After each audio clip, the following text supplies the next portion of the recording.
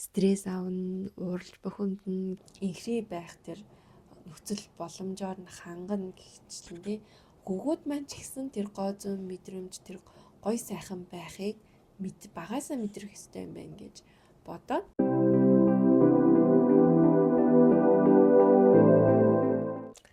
сайн байцгаана уу их хөцөргийн хүүшнээ та бүхэнтэйгээ бичлэгээрээ уулзаагүй нэлээд хугацааг өнгөрүүлжээ. Жил 4 сарын өмнө хөнхлийн бичлэг хамгийн сүүлд орсон. Энэ хугацаанд юу хийвэ? Яагаад таг байваа гэж үү? Маш том ажлыг гүйцэлдүүлээд явж байна. Энэ бол ам бүл нэмсийн тавуулаа болсон. Хөргөө охинтой болсон.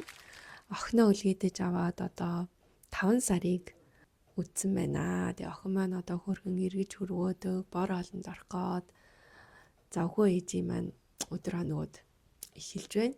Тэгээ өнгөрсөн өдрүүдийг эргээ таних юм бол бас завгүй өдрүүд байсан. Хариуцлагатай ээжийн үүрэг, эхнэрийн үүрэг, ажил гэдэг би чинээрээ стресс авна, ууралж бухимдна гэх зэрэг сөрөг хандлагыг бас нилээдгүй гаргалаа гэж үү. Тэгээд эх өдрүүдийг арай өөрөө эрэг зүйлүүдийг гэр бүлдээ бий болоосай гэж үсээд бас влого эхлүүлэхээр шийдлээ.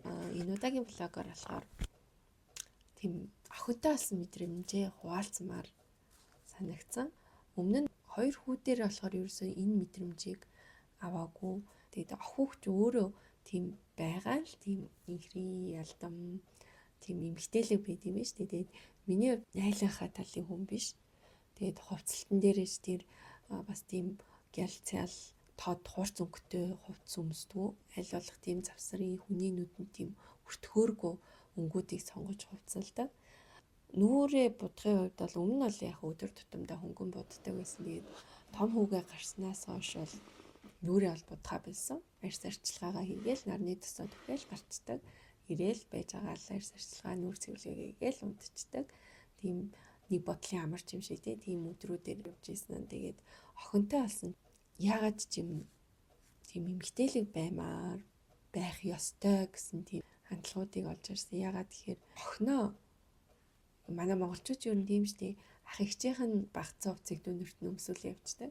Тэгээ миний хувьд ч гэсэн яг тэр охиндоо хоёр ахынх нь гэтээ яраад өмсөж ийсэн тэр боди өмөд хувцнуудыг өмсүүлж ийсэн ихний үед нэг удаа ингээ харсан чинь бишээ. Яагаад ч юм дотроос энэ ч ах хүүхэд штэ гой ганган байх ёстой штэ.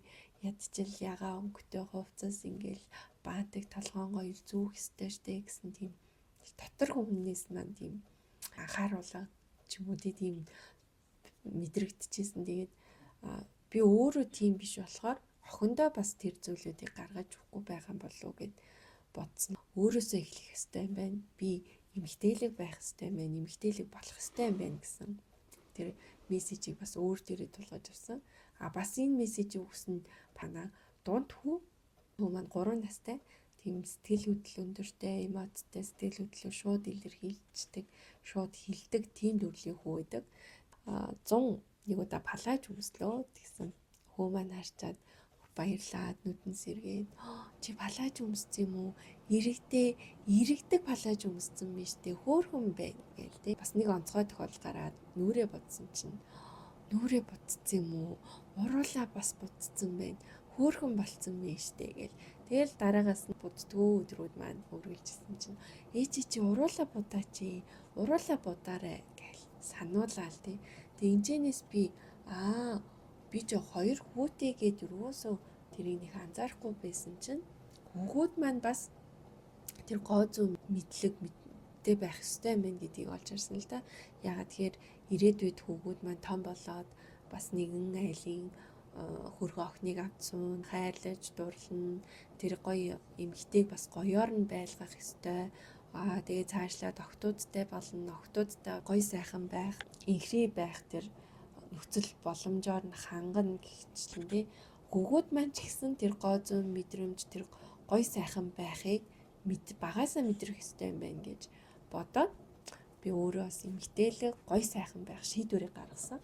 Тэгээд энэхүү влогороо дамжуулаад өөрчлөлтийг өөртөө бий болгохоор шийдсэн. Тэгээд дараагийн влогуудаараа багаар өөрчлөнө. Яа тэгэхээр шууд хүн өөрчлөгдөж шууд гоё сайхан болж чаддгүй юм байна л да. Тэгэд өөр дээрээ бас харсан. Тэгээ өөрийгөө бас идэвхжүүлэхийн тулд бас влого хийж байгаа.